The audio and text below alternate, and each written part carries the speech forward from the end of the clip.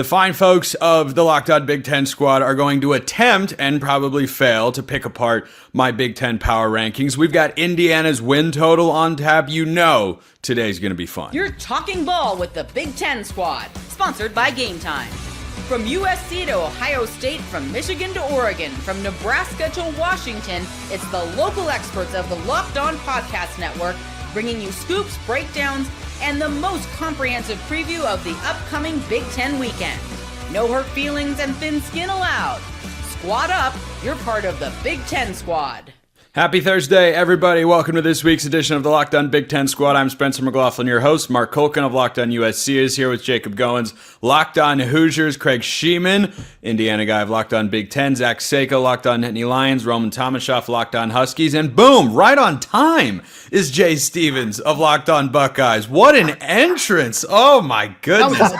Absolutely electric. I swear we did not plan any of that. We do have a great show planned out for today. So in this first segment, this is really going to be a win-win for me because I'll either get to push back on why you guys are wrong, or you're just going to have to agree with me, and that's a win for me going in either direction. Goins is already counting down the minutes until we get to Indiana later in today's show. But I have compiled my Big Ten power rankings going into the season, and I'm sure we'll start with the top six. Is everybody good with that? Kind of the top third of this massive 18-team conference. All right, top six. I mean, you're running the show, so just tell us what. We figured you would have had a plan for this, but here we are. We don't want to debate Maryland to start. Maryland I can tell you is where Purdue is going to be.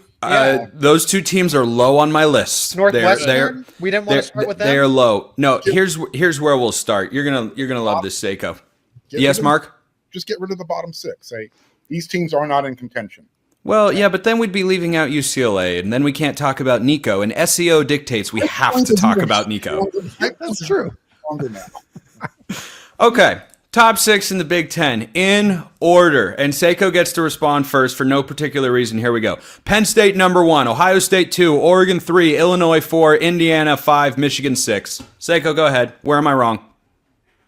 I don't think you are. All I heard is Penn State was number 1.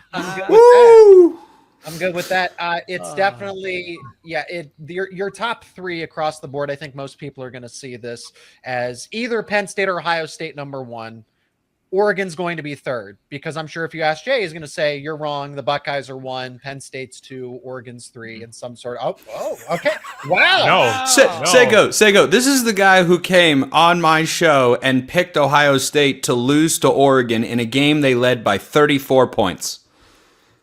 He has been scarred many a times, is what I'm saying. Many times. Trust issues at this point in time.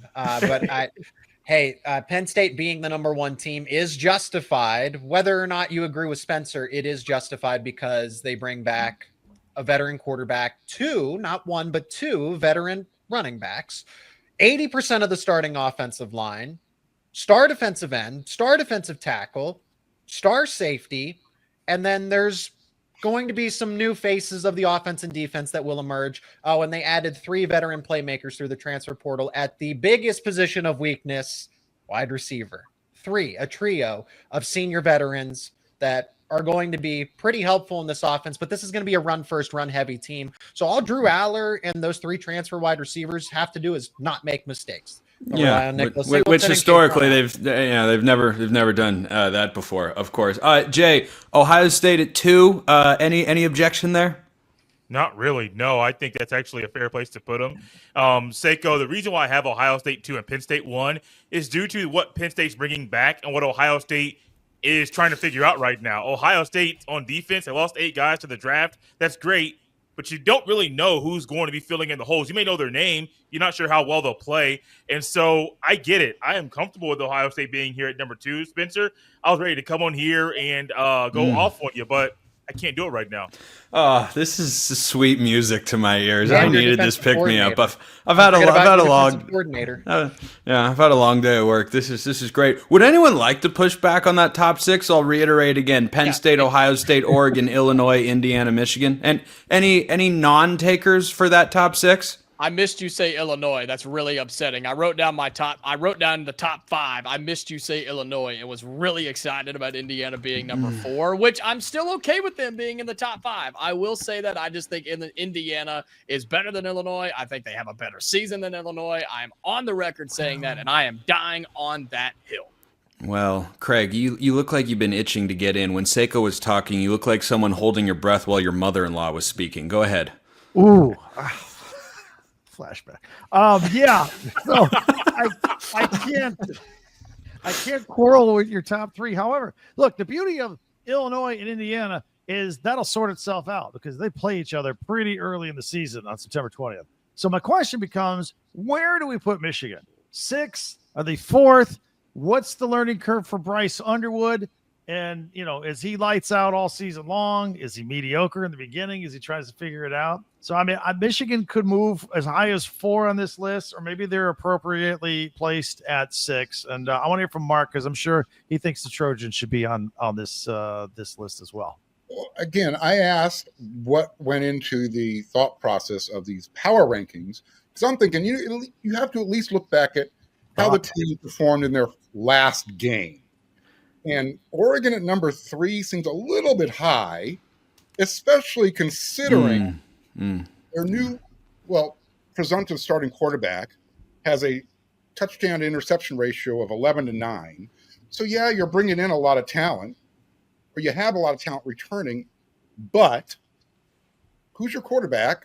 All I remember is what Ohio State did you in your last game. Why does that? Go ahead. I didn't know that the last game of the season was defining what happens in a team's next season. If that's so, where should Indiana be? Last? If Jay is going to be cool, thanks. At number 2, because you know a lot of names, but you don't know what you're actually returning until you see it in action. Why can't we say the same thing about number 3 Oregon?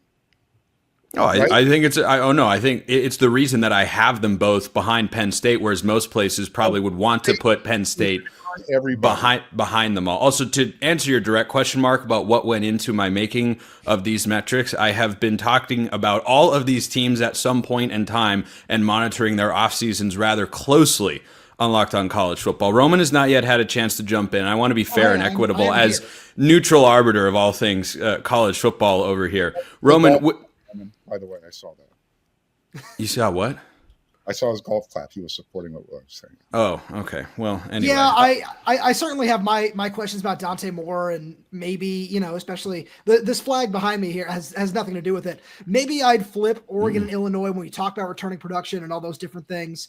That's something I would just throw out there because the main gripe is I want to go back to something Craig said, where Craig mentioned, what if Bryce Underwood is mediocre through the first couple of weeks of the season and you drop a game that you shouldn't?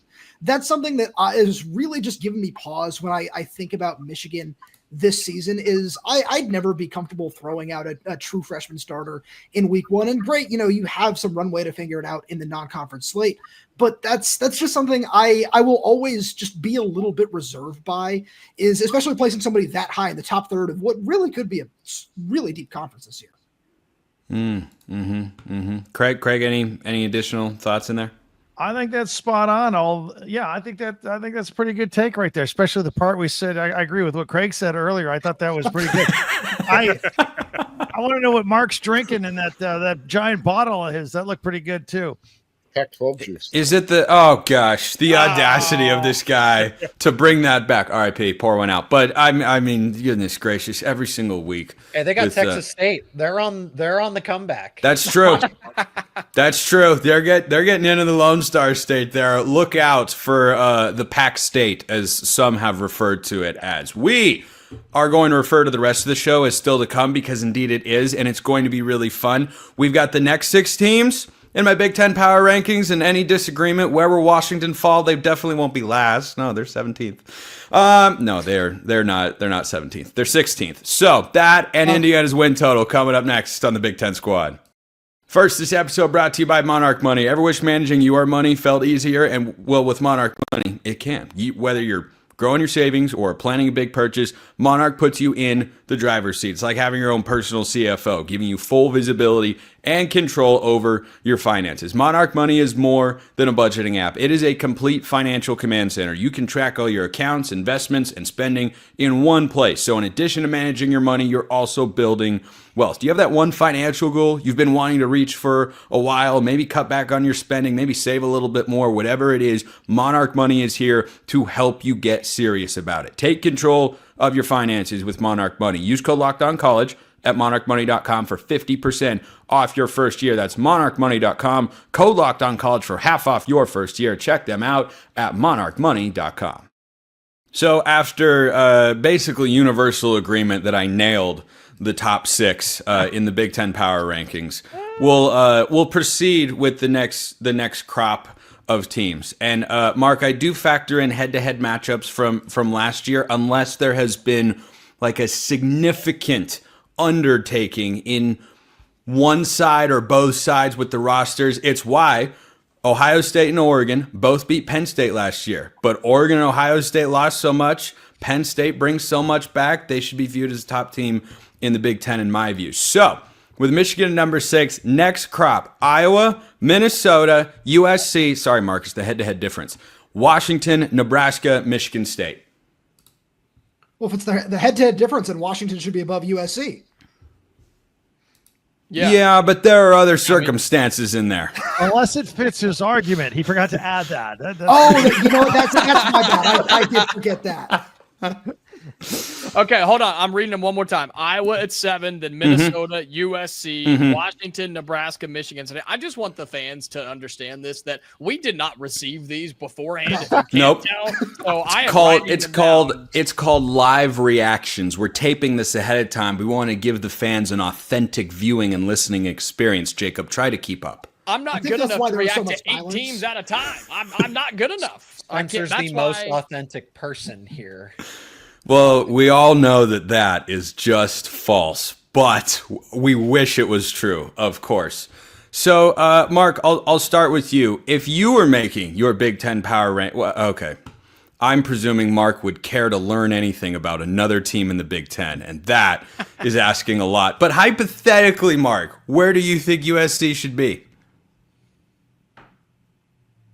5. 5. So you would put them ahead of Illinois.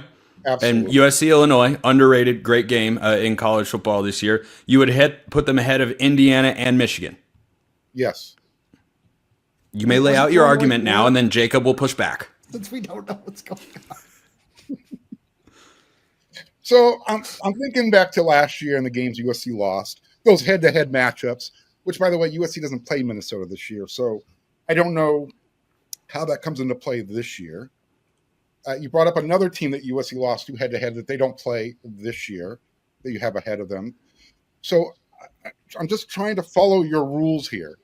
I think back to how USC played last year and the games they lost on the road, how close they were and how much they improved on defense.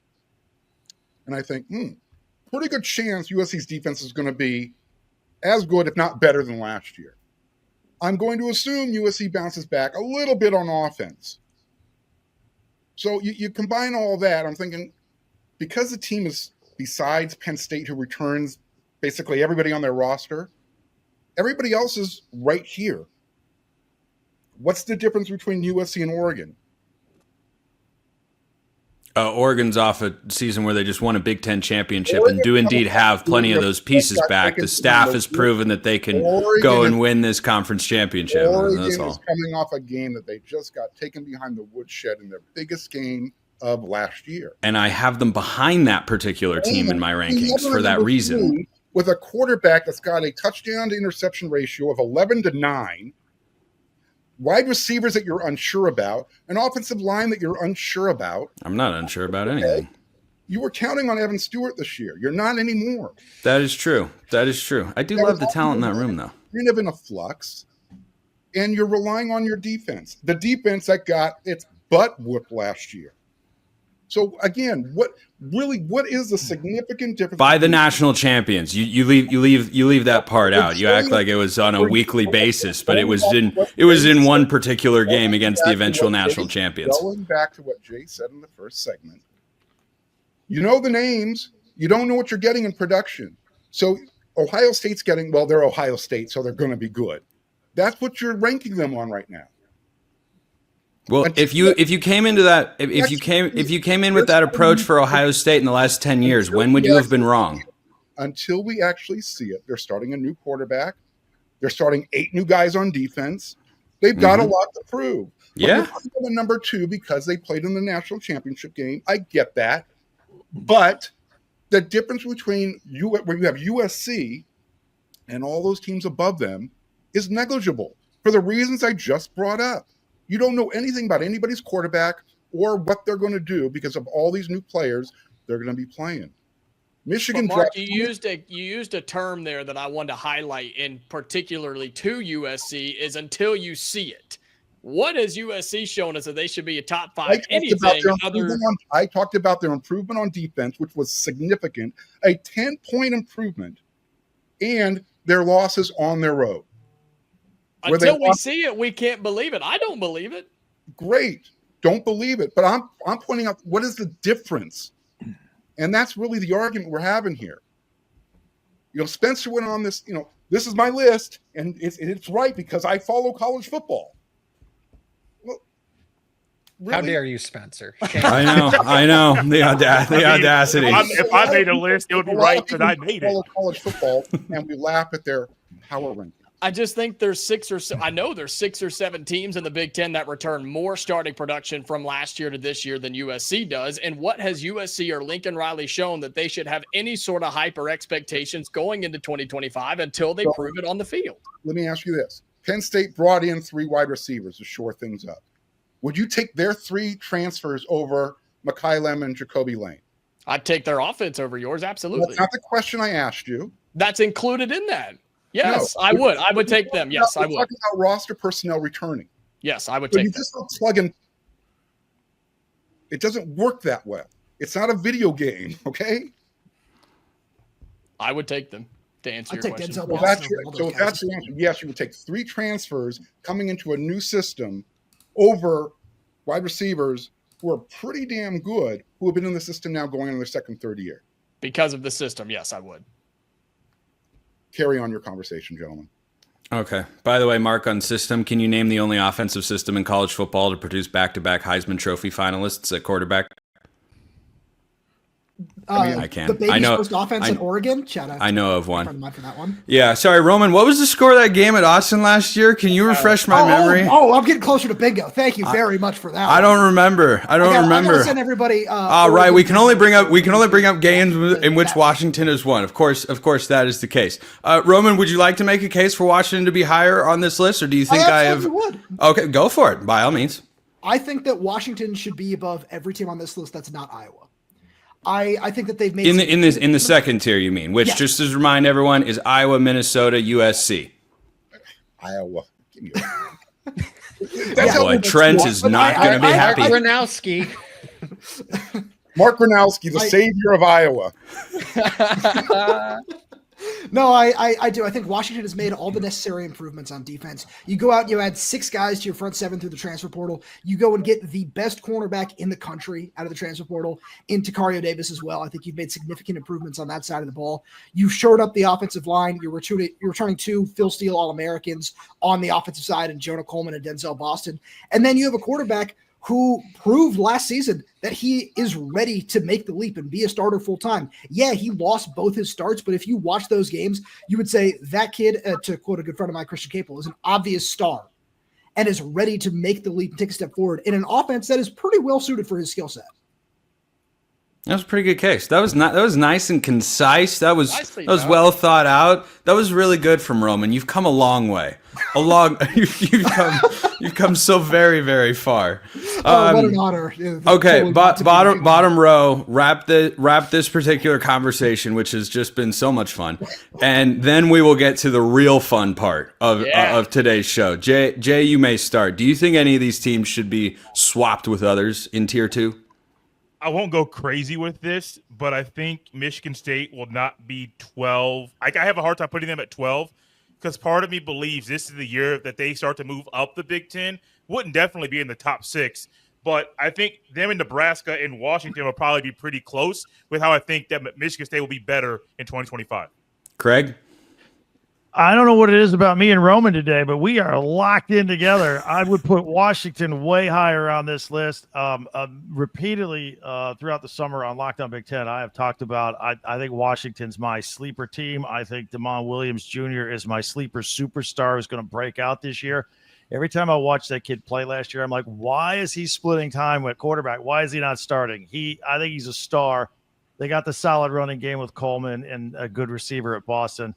I would put Washington higher on this list, maybe as high as 7th to start this list. One thing I forgot to mention earlier when we were discussing Bryce Underwood in Michigan and how big the adjustment process will be, I'm sure there will be a big adjustment for him throwing 12 passes per game. That will be pretty be pretty sizable. He'll have to be good on those 12 passes.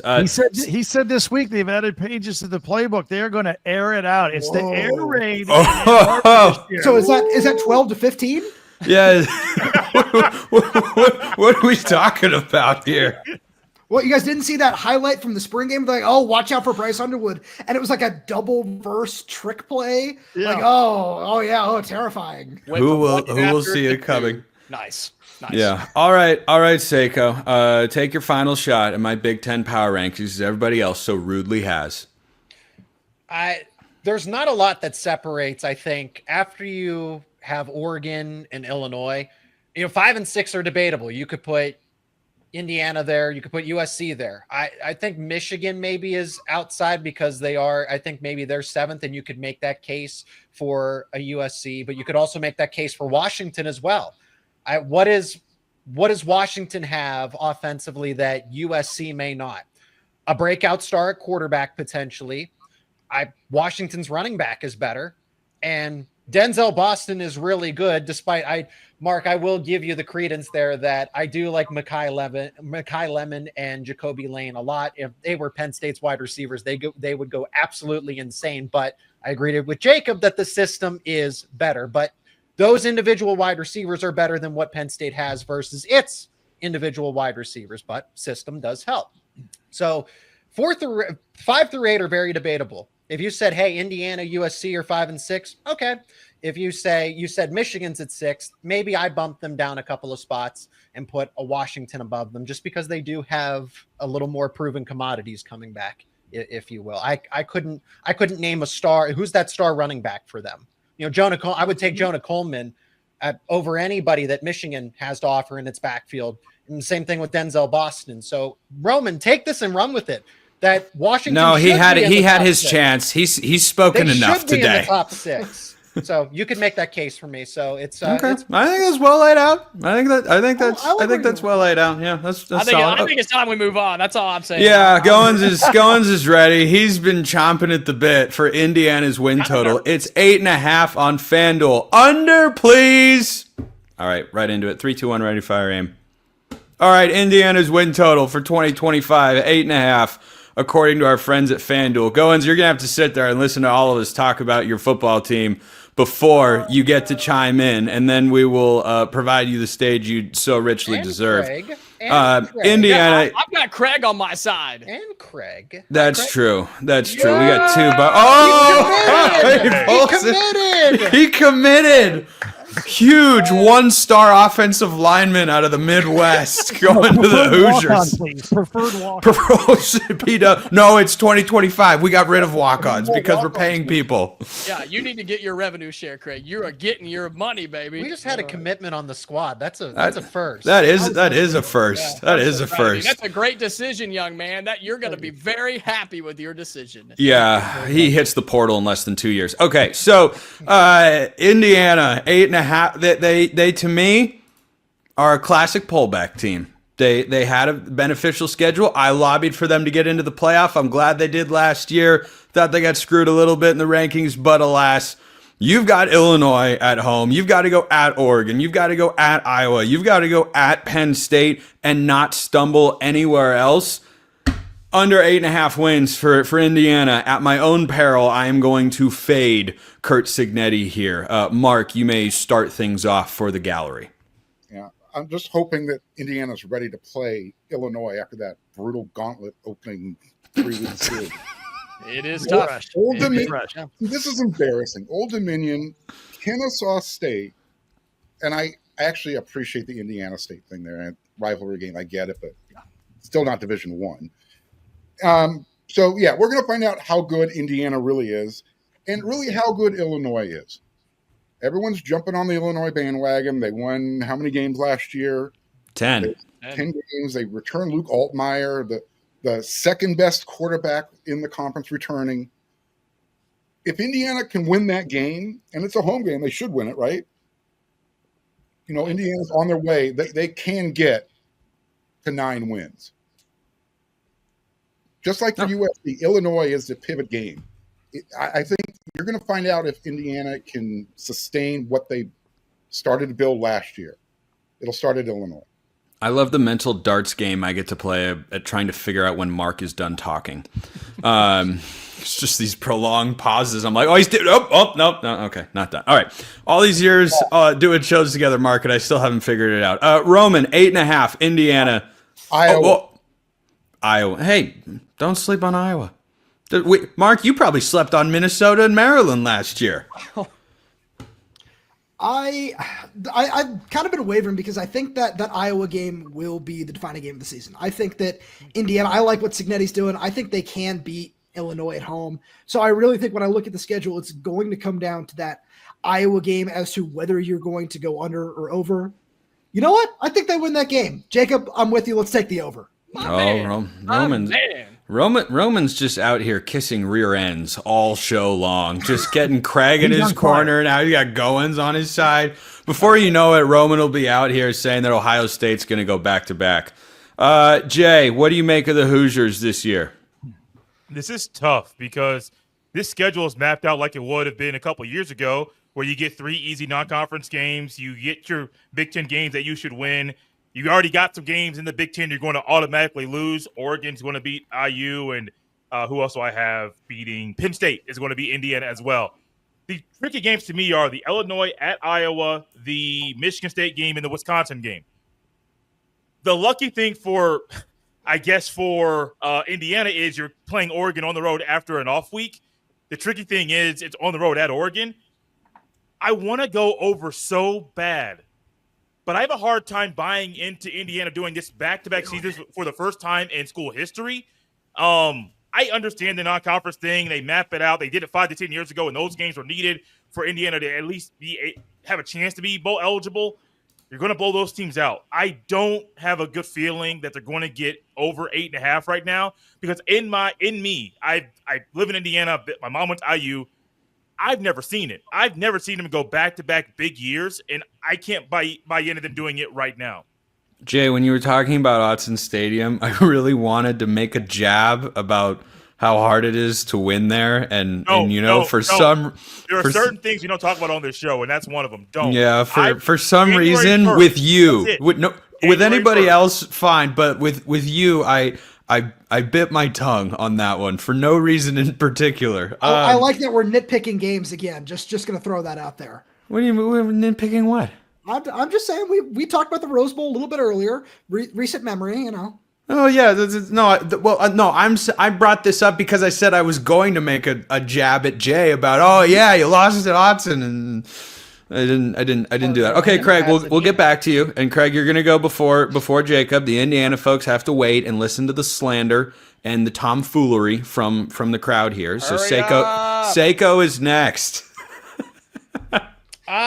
So I mean, breaking in a transfer quarterback is still, you're going to have to get used to the chemistry. That's what I'm looking at because this schedule just does not lay out well for Indiana. Those games that are toss-ups, Illinois, Iowa, and I think to an extent because Indiana is good, but playing at Oregon obviously doesn't help them. Those games all back-to-back like that, when your QB is still going to have to get used to the system and the players around him. If those were at the back end of the schedule, I'd feel more confident to say, yes, this is a 9-3, a 10-2 team. But because this is so front loaded, where you're not going to know anything about yourself, you're not going to learn anything new against Old Dominion, Kennesaw State, Indiana State. That's where those 3 opening games really don't help the Hoosiers, because you're not going to learn anything about yourself. So Illinois is that first game.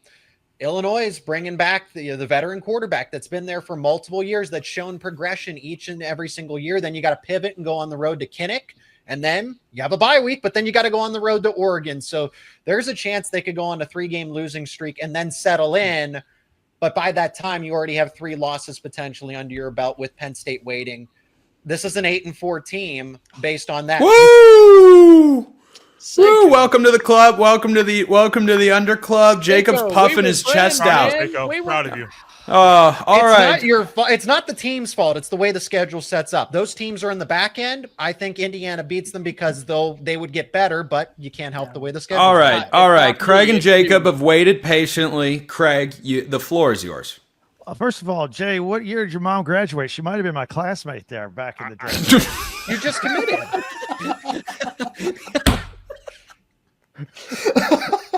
I'm not replying to that. All right. Oh, jeez. Class of 89, by the way, on my end. Attaboy, Craig. Yes. All right. So, Line him up, Craig. Get him. first of all, all right. Jay's trying to avoid conversations about regrettable nights in Bloomington in the 80s. All right. First of all, let's go back to the beginning. When you said, look, they're not hitting the 11, they're not going to match. They're going to have a regression from last year, but not that much, man. I'm taking the over on this. I mean, okay, we got the 3 layups. We're winning the first 3 games. Obviously, everything hinges on the Illinois game. I think we're winning at Iowa, as long as that's not at nighttime at Kinnick Stadium. I got to check the time on that one. I'll concede the loss to Oregon. They're beating Michigan State. Michigan State's a year away. UCLA, Indiana crushed them at the Rose Bowl last year, and I don't think Nico's going to do that great. I don't think he's got all the weapons over there. They'll win at Maryland. I'll concede a loss to Penn State, although I would take IU on the points because IU always plays very well at Beaver Stadium, even though they'll lose. They'll beat Wisconsin and they'll beat Purdue. So again, it comes down to that Illinois game, and right now, even without that, I think I got them at 9 wins. I know I criticized somebody last time for fuzzy math, but I think we're at 9 right there. We go beat Illinois. It could be a magical season.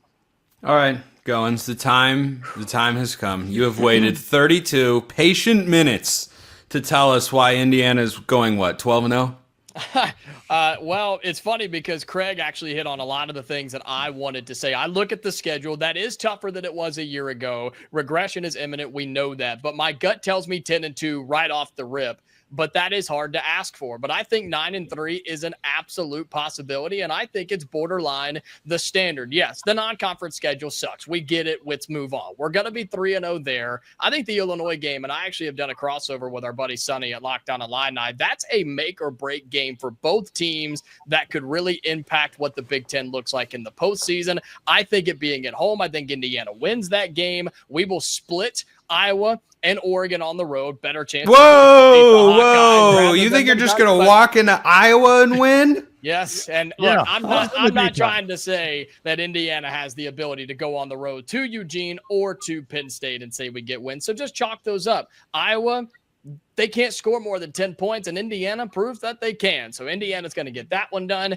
Michigan State, UCLA, bad. Maryland, bad. Penn State, there's the loss there. Wisconsin won't have a head coach by this time, and Purdue always sucks. Isn't that right, Craig? So 9-3 at minimum for the Hoosiers. Slam the over. Put your rent on it. Put the mortgage. Put the college fund. Indiana's going over 8.5. Put the rent on it. I think I have to give a legal disclaimer that we don't endorse betting more than you're allowed to lose. And if you do, gambler. What? Go to FanDuel.com right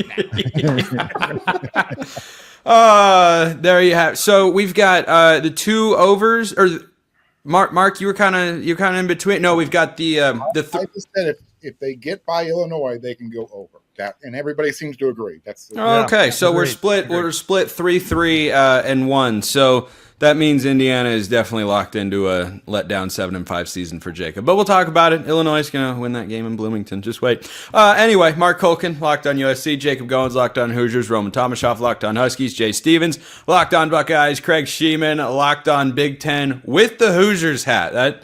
That was a new one. That was good. And Zach Seiko from Locked On Nittany Lions. I'm Spencer McLaughlin from Locked On All Over the Place. Appreciate everyone listening. We'll see you next time. And until then, hope you all have a wonderful rest of your day. Hoo, hoo, hoo.